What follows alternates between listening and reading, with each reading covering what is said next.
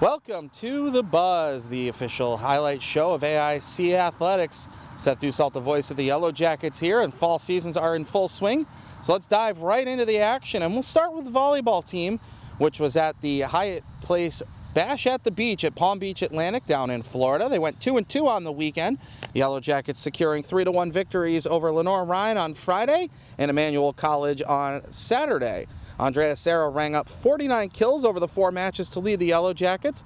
Milani Hernandez had 19 blocks in the 4 contests. The Yellow Jackets will head to Rochester, the Roberts Wesleyan Redhawks tournament, this coming weekend for their last tune-up before they open conference play the following week. It's been 2 years since they've competed as a full team, but the triathlon squad was out in force at the Pumpkin Man Triathlon in South Berwick, Maine this weekend. Allie Drexler led the way for the Yellow Jackets, a time of 1:28:07 for her squad. AIC will be back in action Sunday at the Buzzards Bay Triathlon just on the far side of the state of Massachusetts. The cross-country team was in action at the Shacklett Invitational this weekend, and both sides did very well, the men finishing third as a unit and the women taking second. On the men's side, they were led by Jason Beaver, who won the race for AIC and earned NE10 Male Athlete of the Week for cross-country, while on the women's side, it was Marceline Camayo making her debut, finishing second. The freshman was named NE10 Cross-Country Rookie of the Week. Yellow Jackets will now have a week off before they compete again. They'll be going to Central Connecticut State University for the Ted Owen Invitational on September 25.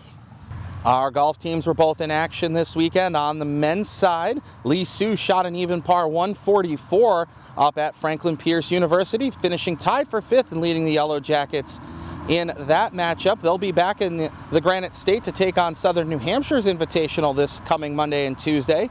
While on the women's side, Rocio Bausa finished tied for 8th out at St. Rose. Likewise, they'll be back in the same state they were in this weekend next weekend as they will head to Lemoyne.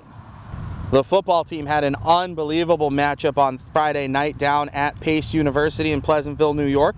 Trailing 26-6 in the third quarter, Jason DeMild engineered an unreal comeback as AIC scored 27 points straight to take a 33-26 lead. The Setters were able to tie the game with 39 seconds, but all that did was set the stage for more heroics from the quarterback. He hit Jaheim McGuire for a 27-yard touchdown pass with 18 seconds left, and then a Terrell Wallace interception on the final play of the game sealed the victory for AIC. Roddy Rojas Portilla picked up Special Teams Player of the Week for his efforts in the game. The Yellow Jackets head to Franklin Pierce on Saturday for their first actual NE10 contest. Women's rugby opened their season with a bang at the University of Albany. Yasmin Guerrero and Sully Guerrero each had 3 tries. Cassidy Pothier went 9 for 9 on conversions as the Yellow Jackets crushed the Great Danes 87-0. They'll be heading to New Jersey this weekend for a neutral site matchup with Lander on Saturday at 3 o'clock. The men's soccer team only had 1 game last week, but they made it count, blasting the Bloomfield Bears 6-2 on Saturday. Franz Dow opened each half with a strike inside of the first 5 minutes, and Josip Velidzik had 2 penalty kick goals in the first half alone.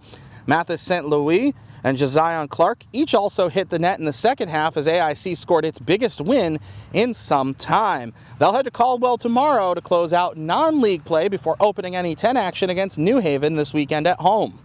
On the women's side, it was a split week. The Yellow Jackets went 1-1. Reese Carey, Gabby Williams both hit the net in a 2-0 win over Caldwell on Wednesday. Carey also picked up an assist on Williams' goal to give her a 3-point game. Saturday, the team opened NE10 action against Assumption, and although the Yellow Jackets controlled play through the first 90 minutes, 2 crossbars and a missed penalty proved to be costly as the Greyhounds swiped a 1-0 win in overtime.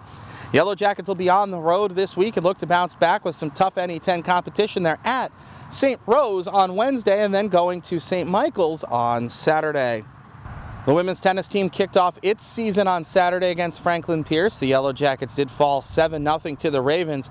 They'll look to bounce back today as they head down to Adelphi University as they tune up for the ITAs that come up this weekend, Friday and Saturday in Flushing, New York. Field hockey added to its collection of wins, improving to 4-1 on the season and 2-0 in the NE10 with victories over Franklin Pierce and Molloy. The Yellow Jackets needed overtime to topple the Ravens, but a brilliant rush up the right side by Brooke Safran set the stage for a Nabri Wallace tap-in after Logan Shunney's second of the game tied the match 2-2 late in the fourth quarter.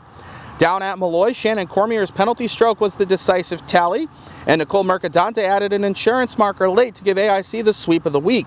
Jessica Stone wasn't tested too much, only had to make 3 saves in her back-to-back wins, but she's now second all-time in victories in the history of the program. They'll host number 7 Assumption tonight under the lights at Abdow Field at 7 o'clock, so definitely be sure to be there if you can for what should be a fantastic contest. That brings us to our Athletes of the Week, and it's really no surprise on the men's side that Jason DeMille is going to be named Athlete of the Week after what he did for the football team. 354 yards and 4 touchdowns as he engineered an unbelievable comeback in that 40-33 victory over Pace. He was also the team's leading rusher with 93 rushing yards. On the women's side, Marceline Camayo gets NE10 Rookie of the Week for her second place finish at the Chaclet Invitational. 23:36 was the time, and it's good enough to be AIC Athlete of the Week for the first time in her career as well. So that's the buzz. We want to thank you for tuning in. Before we go, we want to remind you 25 days until hockey season. That's right, folks. Providence College coming up on October 9th at the Mass Mutual Center. Do you have your season tickets yet? If not, swing on over to AICYellowJackets.com/hockey tickets. Click the link and grab yours today. Until then, for everybody in our athletic communications department, I'm Seth Dussault, the voice of the Yellow Jackets. We'll see you at the games.